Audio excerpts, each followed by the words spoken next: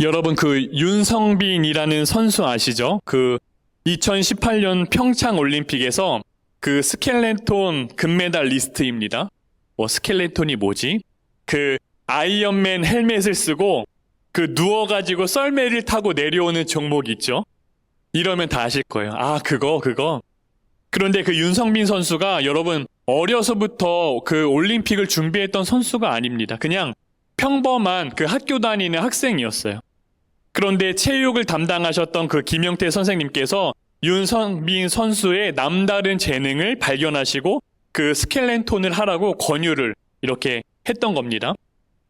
그 김영태 선생님이 어느 날 이렇게 학교에서 농구 골대 앞을 딱 지나가시는데 한 학생이 지나가다가 점프를 뛰면서 그 제자리에서 그 농구 골대 링을 잡는 모습을 본 거예요. 여러분 농구 골대 높이가 3m 5cm랍니다. 그러니 제 키보다도 무척 높은 거거든요. 선생님이 깜짝 놀란 거예요. 왜냐면은 그 체육 선생님도 달려가면서 점프를 뛰어도 그 링을 잡지 못한다는 거예요. 그래서 윤성빈을 불러고 너 한번 다시 뛰어보라고. 제자리에서 점프를 딱 뛰었는데 다시 그 링을 가볍게 잡는 겁니다. 그러면서 선생님이 이런저런 테스트를 해보신 겁니다. 제자리 높이뛰기도 시켜봤는데 제자리 높이뛰기를 100m 13cm를 뛴다는 거예요. 여러분 이게 얼마나 대단한 거냐면은 농구 선수나 배구 선수보다도 더 높게 뛴다는 겁니다. 일반 학생이. 그리고 제자리 멀리뛰기 있죠. 이것도 한번 시켜봤는데 보통은 270, 280을 뛴다는 거예요. 학생들이. 그런데 윤성빈 선수는 그때 당시에 거의 3m를 넘게 뛰었다는 겁니다. 그러니 김영태 선생님이 뭐라고까지 말씀하셨냐면은 정말 이 성빈이는 운동을 위해 태어난 몸이다. 김영태 선생님이 스켈레톤 관계자에게 이 윤성빈 선수를 소개를 시켜줍니다.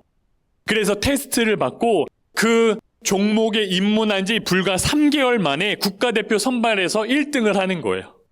그렇게 대학생 선배들을 다 제치고 6년 만에 그 평창 올림픽에서 금메달을 목에 거머쥐게 되는 겁니다. 여러분 모든 사람이 다 노력을 한다고 금메달을 딸 수 있는 건 아닙니다. 그만큼 재능이 윤성빈 선수에게 있었던 거예요. 그런데 본인이 그 재능을 알고 있었습니까, 여러분? 몰랐다고요. 자신이 운동선수의 길을 걸을 줄은 본인도 꿈에도 몰랐다라는 겁니다. 그런데 그 김영태 선생님이 윤성빈 선수 안에 있던 재능을 발견해 주신 거거든요. 본인 안에는 어떤 능력이 있었는지 몰랐던 걸 그 선생님이 알게 해주신 거예요. 여러분 오늘 13절 말씀을 보면은 요한 사도가 초대교회 성도들에게 요한 일서를 쓴 이유를 분명하게 기록해 줍니다. 뭐라고 말하냐면은 내가 이 글을 쓴 이유는 여러분이 영원한 생명을 가지고 있다는 것을 알게 하려는 것입니다. 여러분 요한 사도가요 영원한 생명을 주려고 이 편지 쓰는 거 아닙니다. 이미 우리가 가지고 있는 영원한 생명을 알게 하려고 편지를 쓴다라는 거예요. 여러분 이상하지 않습니까? 주는 게 아닙니다. 영생을 주는 게 아니라 가지고 있다는 것을 알려준다는 거예요. 이미 가지고 있는데 뭘 알려준다는 겁니까? 여러분 왜 알려주겠어요? 여러분 우리가 잘 모르고 있기 때문에 알려준다라고 말하는 겁니다. 그렇다면 여러분 영원한 생명이 뭡니까? 우리가 흔히 영생이라고 들으면은 죽어서 천국 가는 거 아닙니까? 영원히 죽지 않고 사는 거 아니에요? 이게 틀린 말은 아닌데 그게 전부는 아닙니다. 여러분 요한 사도가 요한복음 17장을 쓸 때 뭐라고 말을 했냐면요. 영생은 하나님을 알고 또 그 아버지께서 보내신 아들을 아는 것이라고 설명을 합니다. 그러니 오늘 말한 것과 똑같은 이야기를 하는 거예요. 여기서 요한 사도가 안다라는 것은 내가 머리로 예수님을 알아, 내 안에 영생이 있다는 걸 알아 이렇게 설명하는 것이 아니라 여러분 부부가 하나가 되는 것처럼요 아주 깊은 친밀감을 표현하는 말이에요. 그런 여러분 영생이 뭡니까? 내가 하나님과 그렇게 깊은 관계를 맺고 살아가고 있다라는 거예요. 예수님이 내 안에 계시고 내가 예수님 안에 사는 것을 요한 사도는요 영생이라고 말해주는 겁니다.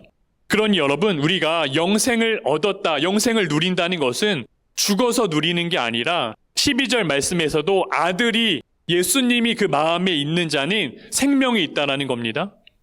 그러니 영생은 나중에 받는 것이 아니라 지금 우리 안에 있다라고 말해주는 거예요. 그런데 여러분 문제가 뭡니까? 모르고 있다라는 거예요. 모르고 있다는 거. 예수님이 나와 함께 하신다는 사실이 믿어지지 않는 거예요. 그러니 여러분, 이 마음이 흔들리는 겁니다.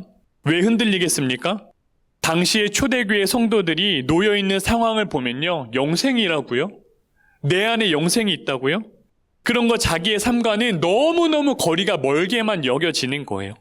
로마라는 나라로부터 박해를 받고 있죠. 감옥에 끌려가죠. 잡혀가죠. 사회에서는 배척을 당하고 또 그것만으로도 지금 사는 게 너무 힘들거든요. 그런데 요한일서에 교회를 공격하는 사람들 누구입니까? 교회 안에 이미 영지주의자들 이단이 들어와가지고 뭐라고 말했다고 했죠? 예수님이 진짜 하나님의 아들이 맞냐? 너희들 혹시 아직도 예수님이 인간의 몸으로 오신 것을 그거 믿고 있는 거야? 예수님이 우리를 위해서 죽으셨다는 사실을 믿는 거야? 그 교리를 막 흔들어대는 거라고요. 여러분, 그러니 나라로부터 오는 박해도 다 참았습니다. 이단이 교회를 흔들 때도요, 교회를 떠나지 않고 꿋꿋이 지켜낸 사람들이라고요. 그런데 그 마음이 흔들리는 겁니다. 내가 믿는 이 사실이 맞나? 영원한 생명이 내게 있는 게 정말 맞는 건가? 예수님이 진짜 나와 함께 하시는 게 맞나? 눈에 보이고 손에 잡히는 현실은 전부 다 어렵고 힘든 겁니다. 그러니 영원한 생명이 내 안에 있다고? 이게 딴 나라 이야기처럼 들리는 겁니다. 지금 초대교회 성도들 상황이 여러분 딱 이런 거예요. 그러니 요한 사도가 딱 볼 때는요, 얼마나 안타까운지 모르겠는 겁니다. 이미 예수님께서 그들을 위해서 다 십자가 위에서 돌아가셨잖아요. 영원한 생명 다 주고 가신 거 아닙니까? 그런데 그 사실을 아무도 모르고 있는 겁니다. 이미 그들 안에 영원한 생명 예수님이 계심에도 불구하고요, 그 은혜를 누리지 못하는 거예요. 그러니 어쩝니까? 알려줘야 하는 거예요. 이제 요한 사도도 80 나이가 훌쩍 넘었습니다. 언제 하나님의 부르심을 받을지 모르는 거라고요. 그러니 다음 세대, 그 이 세대들에게 이 생명 같은 말씀을 알려줘야 하는 겁니다. 대형교회에서 제가 수련 목회자 훈련을 받았습니다. 제가 이전에도 말씀을 드렸는데 청소년 아이들 담당을 하게 되었고 처음 맡은 사역이 제가 제자 훈련이었어요. 그런데 아이들 제자 훈련을 하고 마지막 단원이 전도하는 단원이거든요. 그때 중등부 아이들 50명을 데리고 제가 노방 전도를 나가야 하는 겁니다. 교육 목사님께서 전도 현장으로 딱 정해주신 데가 어디였냐면은 롯데월드의 석촌호수였어요. 그 타워 빌딩 높은데, 그 놀이동산 있고 사람들 무척 많이 다녔는데, 제가 여러분 생긴 거는 도시 남자처럼 생겼지만 평생을 제가 시골 농촌에서 살았거든요. 그러니 그런 도시도 낯설고 그렇게 큰 교회의 사역도 너무 어려운 겁니다. 그러니 저한테는 상상할 수도 없는 일인 거라고요. 그 아이들 데리고 전도하는 일이. 제자훈련이 12주 동안 진행이 돼요. 그 3달 동안 제 머릿속에는요, 전도 생각만 있는 겁니다. 도대체 이거 끝나고 아이들 데리고 어떻게 전도 나가지? 그것도 석촌호수에서, 그 놀이동산에서 얼마나 떨립니까? 진짜 제자훈련 내내 제가 두려운 마음이 떠나지를 않는 거예요. 그런데 전도가 얼마 남지 않았을 때 제가 아는 분에게서 메시지 한 통이 딱 왔습니다. 그분이 무슨 메시지를 보내주셨냐면은 내게 능력 주시는 자 안에서 내가 모든 것을 할 수 있느니라. 이게 빌립보서 4장 13절 말씀이거든요. 교회 다니시는 분은 다 아는 말씀이에요. 왜냐하면 너무 유명하고 힘이 되고 위로가 되는 말씀이잖아요. 저도 알고 있었습니다.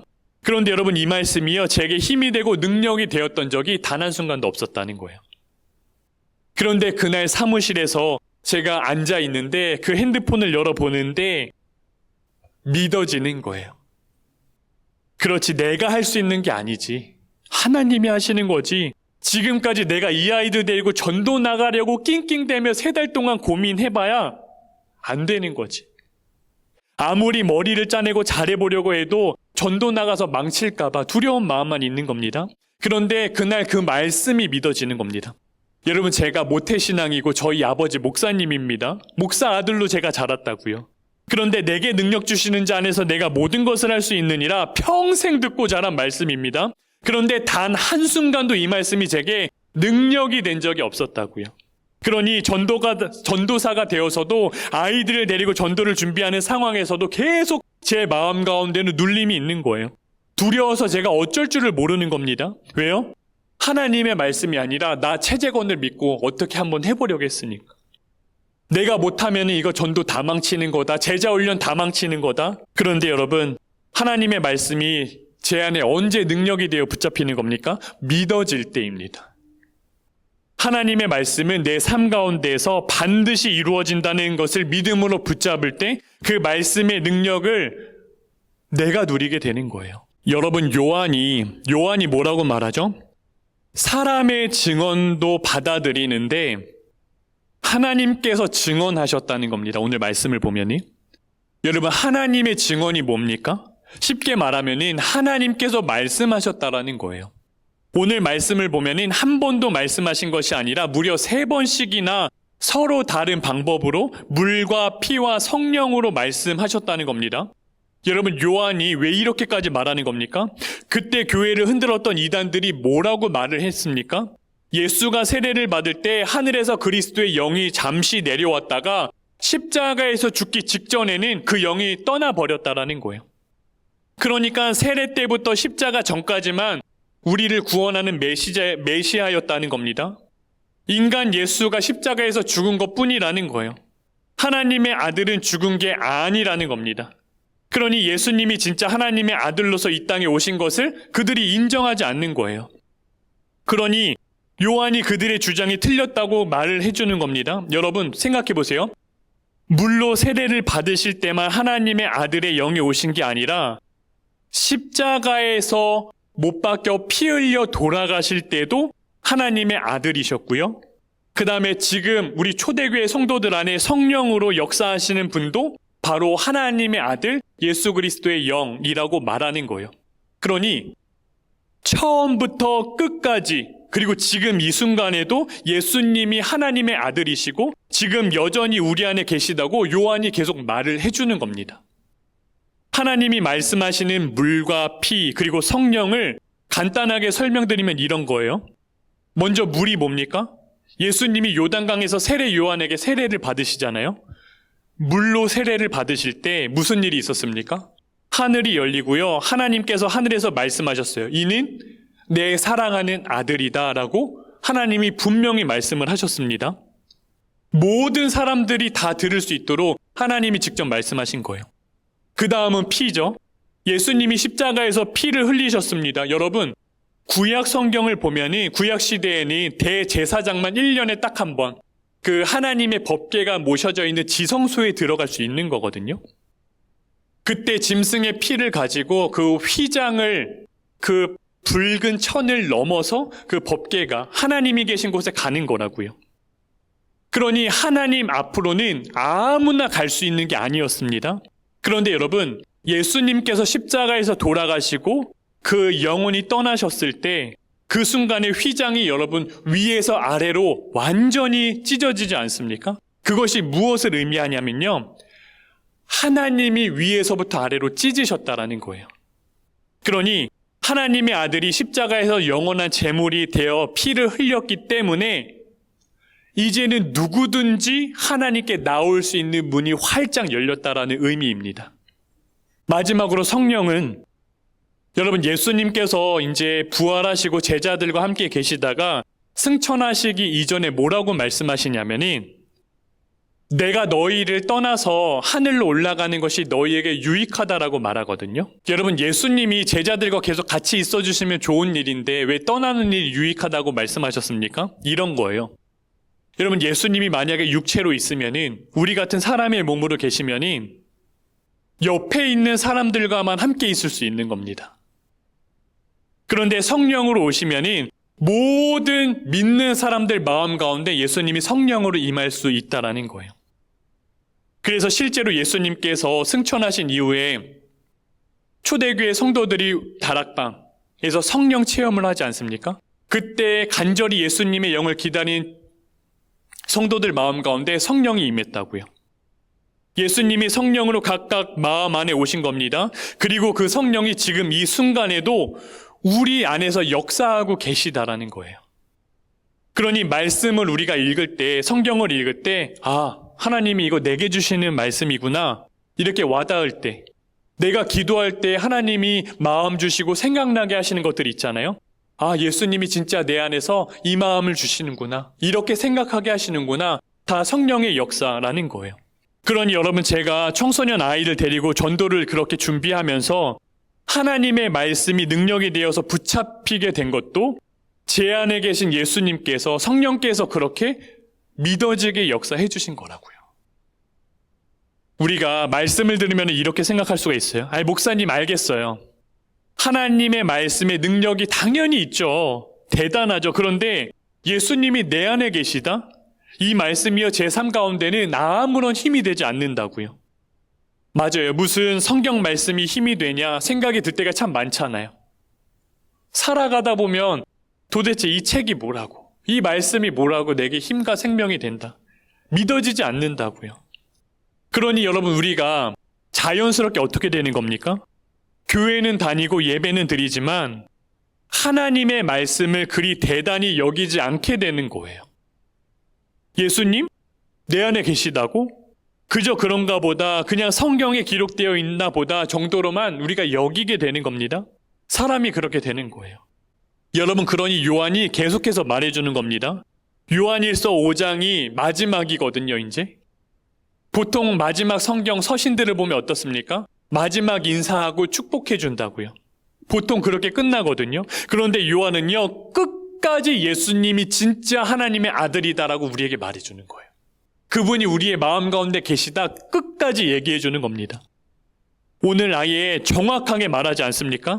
여러분, 예수님께서 영원한 생명이 있다는 사실을 알려주려고 이 편지 썼다고 말하잖아요. 그러니 왜 우리가 여러분 영생의 예수님을 별 볼 일 없게 여기는 겁니까? 모르고 있기 때문에. 그 능력의 주님이 내게 있다는 걸 모르기 때문에. 여러분, 그 페이커라고 불리는 그 프로게이머 이상혁 선수가 있습니다. 아마 생소하실 수도 있는데, 이분이 프로게이머를 하겠다고 고등학교 2학년 때 자퇴를 하겠다고 아버지를 찾아가요. 그렇게 자퇴를 하고 아버지께 말하는 겁니다. 아버지, 제가 프로게이머 하겠습니다. 처음에 아버지가 머리가 하얘지더래요. 이거 무슨 소린가? 아니, 저도 갑자기 이루가 와가지고 아빠, 저 학교 그만 다니고 저 프로게이머 할래요. 그러면은 제가 뭐라고 말해야 되겠습니까? 여러분, 솔직히 그 당시만 해도 프로게이머 하겠다면 세상 말로 이게 말도 안 되는 거잖아요. 프로게이머? 탐탁지 않아 합니다. 게임으로 먹고 살겠다고? 야, 미쳤구나 네가. 이런 생각이 들잖아요. 누가 봐도 말이 안 되는 선택입니다. 그런데 그 페이커 이상혁 선수는 자기 안에 그 게임 실력이 얼마나 대단한지를 알고 있던 거예요. 확신이 있던 거죠. 그러니까 학교도 그만두고 아버지께 찾아가 그렇게 말할 수 있었던 겁니다. 아버지가 고민 끝에, 그래? 그러면은 너가 하고 싶은 걸 한번 해봐. 응원을 해주세요. 여러분, 페이커 이상혁 선수가 그 롤드컵, 게임으로 치면 월드컵 같은 겁니다. 5번이나 우승을 하거든요. 전 세계의 팬이 1,400만 명입니다. 여러분, 우리나라 인구가 몇 명입니까? 5천만이잖아요. 3분의 1인 거예요. 여러분, 페이커 선수의 연봉이 얼마나 되는 줄 아십니까? 이거는 놀랄 거예요. 20억을 번다는 겁니다. 1년에 20억을 번대요. 그리고 이분이 국가에서 훈장까지 받았습니다. 스포츠인들 중에서 국가의 위상을 드높인 이들에게만 주어지는 체육훈장 청룡장을 수상을 받게 돼요. 여러분, 이게 얼마나 대단한 거냐면요, 그냥 상장 수준이 아닌 겁니다. 청룡장을 우리나라에서 받은 사람들이 누구누구인 줄 아십니까? 여러분 보세요. 김연아 선수, 그리고 손흥민 선수, 그리고 박세리 선수, 그리고 박찬호 선수, 그리고 마지막으로 그 일제강점기 때 마라톤 금메달을 딴 송기정 선생님 아시죠? 이분이 청룡장을 받으셨어요. 그러니 여러분, 이 사람들과 어깨를 나란히 하는 겁니다. 게임 좋아하던 학생이 학교 자퇴한 그 아이가 이분들과 어깨를 나란히 하는 그 자리에 서게 되는 거예요. 2026년 1월 2일에 그 청와대 영빈관에서 대통령이 직접 훈장을 달아줬다고요. 여러분, 청소년 시절에 이상혁 학생 안에 있던 그 능력이 얼마나 대단한 능력입니까? 그런데 여러분, 우리 안에 있는 예수님은요, 그것과는 비교할 수도 없다고요. 청룡장은 대한민국 최고의 영예입니다. 그런데 우리 안에 있는 영원한 생명 되신 예수님은요, 국가에서 준 것이 아니라 온 우주의 왕께서 우리에게 주신 거예요. 아니, 주신 정도가 아니라 여러분, 영원한 생명 되시는 예수님이 보잘것없는 내 안에 오셨다라는 겁니다. 여러분, 요한 사도가 예수님을 하나님의 아들로 믿지 못하는 이들을 향해서 하나님을 거짓말쟁이로 만들었다고 말하거든요. 사람들이 하는 말에는 기가 막 솔깃하고 막 마음이 요동치면서 세상의 말에는 내 인생까지 걸고 막 자녀들의 인생까지 걸면서 도대체 왜 하나님의 말씀을 믿지 못하냐는 거예요. 오늘 하나님이 그 세 가지 물과 피와 성령을 통해서 예수는 내 아들이다 말하잖아요. 왜 하나님의 말을 믿지 못하냐고 묻는 겁니다. 세상의 그 무엇과도 비교할 수 없는 영원한 생명 되신 예수님이 그 하나님의 아들이 우리와 함께 하시다고 말씀하시는데 그것도 하나님께서 직접 3번이나 말하는데 그것도 믿지 않으면 도대체 어떻게 하냐는 겁니다. 여러분, 요한 사도가 그래서 분명하게 이야기하는 거예요. 아들이 있는 자에게는 오늘 생명이 있고 아들이 그 마음 가운데 있지 않은 자에게는 생명이 없다라는 겁니다. 여러분, 아멘입니다. 복잡하지 않아요. 성경이 어려운 게 아닙니다. 조건을 하나님이 많이 다는 것도 아닙니다. 그냥 예수님이 우리의 마음 가운데 있냐 없냐, 그게 전부라는 거예요. 여러분, 반드시 기억하시고 우리가 믿음으로 붙잡아야 하는 겁니다. 영원한 생명을 가지고 있다는 것을 알게 하려는 것이다. 이미 있는 것을 우리에게 알려주는 거예요. 새로운 무언가 우리가 받아내려고 내게 없는 것을 하나님이 주셔야 된다 매달리는 게 아니라 이미 주신 것, 우리 안에 있는 것을 알아야 하는 겁니다. 그리고 누리라는 거예요. 기독교 라디오에서 나온 사연을 제가 들었는데 그 중학교의 소하라는 여자아이입니다. 1년간 방에서 나오지를 않는다는 거예요. 요즘 아이들이 우울증에다가 대인기피증에다가 막 패배감이 휩싸여가지고요. 어렵잖아요. 근데 이 아이도 그런 겁니다. 학교도 1년 동안 가지 않는 거예요. 방에서 나오질 않으니까. 그러니 그 어머니의 심정이 어떻겠습니까? 이리저리 막 달래보고 어떻게 해보려고 해도 소용이 없다라는 거예요. 어떻게 설득시켜 보려고 하면은 말 한 번 걸으면 또 그게 싸움으로 번지게 되는 겁니다. 그 소화의 표현으로 쓰면은 뭐라고 말하냐면은 엄마나 자기 중에 둘 중에 하나는 죽어야지만 끝나는 싸움 같았다라는 거예요. 그렇게 치열하게 중학생이랑 엄마랑 싸웠다는 겁니다. 그러니 날마다 아버지만 고래 싸움에 새우 등 터지듯이 사이에서 이러지도 저러지도 못하고 애만 쓰시는 거예요. 그런데 이 아이가 여러분 성경을 읽고 변화됐다는 거예요. 한 달에 성경 1독하는 겁니다. 1년이 아니라 한 달이에요, 한 달. 하루에 60장씩 읽었다는 겁니다. 그러면서 이 아이가 간증을 하는데 너무나 제게 도전적인 거예요. 어머니가 처음에 성경 읽자 제안하셨대요. 1독을 하면은 30만 원을 주겠다고 했답니다. 30만 원. 저도 하고 싶은데요, 이거. 대신 소리내서 읽어야 한다. 30만 원이어도 여러분 하루에 60장. 우리가 3장씩 읽지 않습니까? 그러니까 60장이 얼마나 어려워요. 그 쉽지 않았을 텐데 어떻게 성경을 읽기로 결정을 내렸냐고 물었거든요. 그때 소아가 뭐라고 말을 하냐면은 일단은 엄마가 제게 성경을 읽자고 제안하시기 전에 한 달 전부터 어머니가 계속 성경 읽는 모습을 보여주셨다는 거예요. 그때 제가 엄마를 볼 때는 정말 성경에 미친 사람처럼 보였다는 겁니다. 시간만 있으면 거실에 앉아서 성경 읽고 시간만 있으면 성경 펼쳐 읽고 계속 성경만 읽는 거예요. 그리고 제가 우울감에 견뎌서 참지 못하고 화를 낼 때도 이전 같으면 엄마도 같이 막 소리치면서 싸웠어야 되는데 성경을 읽고 나서부터는 어머니가 그렇게 하지 않는 거예요. 품어주시면서 소아야, 그래도 엄마는 널 사랑해, 응원한다. 품어주셨다는 거예요. 소아야, 사랑해, 힘내자. 그러한 모습을 엄마가 보여주셨다는 겁니다. 그러니 돈도 준다고 하지, 엄마가 변한 것 같기도 하지, 그래 한번 성경 읽어보자. 그러면서 성경을 읽기 시작한 거예요. 그러면서 마음의 우울감과 패배감과 그 좌절감에서 자유할 수 있게 되었다는 겁니다. 소아가 인터뷰하면서 목소리를 제가 듣잖아요. 라디오니까 너무 유쾌하고 밝은 거예요. 아니, 이 아이가 우울증 걸렸던 아이라고? 패배감에 휩싸였던 아이라고? 도저히 믿겨지지가 않는 겁니다. 그리고 중요한 것은 그 다음에 소아 어머니가 인터뷰를 하시는데 소아가 1년 넘게 학교도 안 가, 방에만 있을 때는 정말 하늘이 무너지는 것 같았다는 거예요. 그래서 온갖 좋은 것이라는 거 다 찾아보고 말하면은 다 해봤다라는 겁니다. 정말 비싼 돈 들여가지고 상담도 시켜보고 이것저것 좋은 약이라고 하는 건 다 사다 먹여보기도 하고 좋다는 것이면은 돈이 얼마가 들어가도 다 해봤다라는 거예요. 그런데 아무 소용이 없었다라는 겁니다. 그렇게 말씀하시는데 소아 그 아이 인터뷰할 때랑 반대로 어머니의 목소리는 너무너무 떨리는 거예요.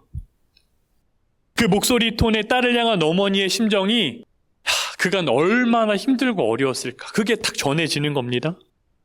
하나님께 기도하던 중에 최후의 방법으로 이 어머니가 성경 읽기를 택하신 거예요. 그렇게 사랑하는 딸과 성경을 함께 읽기 시작하는데 이렇게 놀라운 역사가 일어났던 겁니다.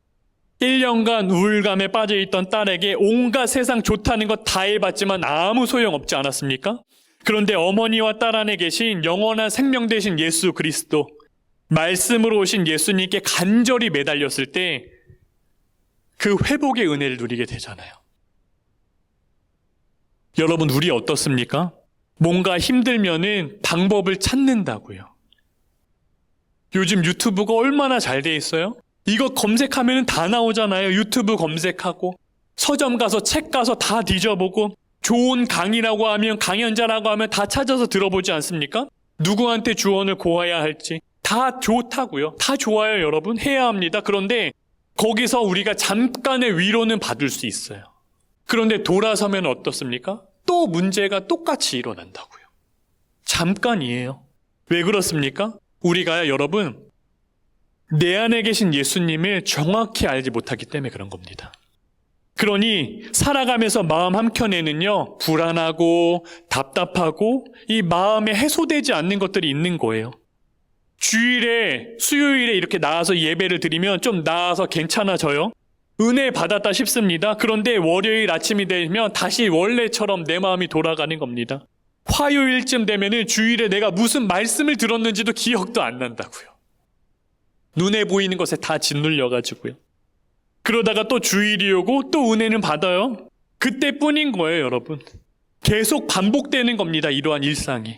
그러다 보면 어느 순간에 어떤 마음이 드는 겁니까? 야, 나는 믿음도 없는 사람인가 보다. 내가 수십 년간 예수 믿어도 변하지 않나 봐. 야, 다른 사람들은 저렇게 인생이 변하고 가족이 변하는데 우리는 왜 아직도 이렇지? 그 스스로 책망하고 좌절하게 되는 거라고요. 그런데 여러분, 요한 사도가 분명히 말하는 겁니다. 영원한 생명을 새로 받으라 말하는 것이 아니라 여러분, 이미 가지고 있다는 것을 알게 하려고 오늘 이 성경을 쓴다 말하잖아요. 여러분, 없는 걸 만들어내라는 게 아닙니다. 여러분, 부족한 것을 더 채우라고 말하는 것도 아닙니다. 이미 여러분들 안에 다 주님이 계시다는 거예요. 예수님이 벌써 내 안에 계신 겁니다. 윤성빈 선수가 자기 안에 있는 능력을 몰랐던 것처럼 우리도 그저 정확하게 모르고 있을 뿐이라는 거예요. 고난주간을 우리가 보내고 있잖아요. 여러분, 이제 이틀 뒤면은요, 성금요일입니다. 예수님께서 딱 십자가에서 돌아가신 날이에요. 여러분, 예수님이 왜 십자가에서 죽으셔야만 했습니까? 우리에게 영원한 생명 주시기 위해서 십자가에서 죽으신 거잖아요. 그리고 사흘 만에 부활하신 예수님이 성령으로 지금 이 시간에도, 여러분, 지금도 우리 안에 함께 계시다고요. 여러분, 이 사실을 믿음으로 우리가 붙잡는 겁니다. 하나님의 말씀을 그렇게 믿음으로 취해야 하는 거예요. 여러분, 사랑하는 딸이 1년 동안 우울증에, 대인기피증에 학교도 안 가고 있으면은 어머니 심정이 여러분 오죽하겠습니까? 여러분, 내 딸이 그러고 있다고 한번 생각해 보세요. 죽고 싶은 마음 아니겠습니까? 차라리 저 우울증이, 저 대인기피증이 나한테 오지, 왜 내 딸한테 가지? 여러분, 우리도 살아가면서 이러한 상황이 얼마나 많아요. 모양만 다를 뿐이지 이렇게 힘든 순간이 얼마나 많냐고요. 죽고 싶을 때가 얼마나 많아요. 그런데 여러분, 죽고 싶은 사람이 어디 있습니까, 세상에. 다 살고 싶잖아요. 그만큼 사는 게 힘들다는 거잖아요. 여러분, 우리의 인생이요, 죽을 것 같이 힘들잖아요. 그런데 여러분, 우리는 죽지 않아요. 왜요? 하나님께서 분명히 말씀하셨습니다. 아들이 있는 자에게는 생명이 있다. 예수님이 내 안에 계시다는 사실이 믿어지면 영생이 우리 안에 있다는 사실이 믿어지면 우리는 결코 죽을 수 없는 겁니다. 바라기는 여러분 십자가에서 피 흘려 죽으시고 부활하셔서 여러분 우리 안에 영원한 생명으로 오신 예수 그리스도 그 생명을 이미 가지고 있다는 사실을 믿음으로 붙잡고 나는 죽지 않아. 나는 주와 함께 산다. 이 고백이 여러분 우리의 입술 가운데 날마다 끊이지 않는 고백이 되기를, 그리고 주와 함께 살아가는 영생의 축복이 여러분들 삶 가운데 가득 누려지게 되기를 주의 이름으로 축복을 드립니다.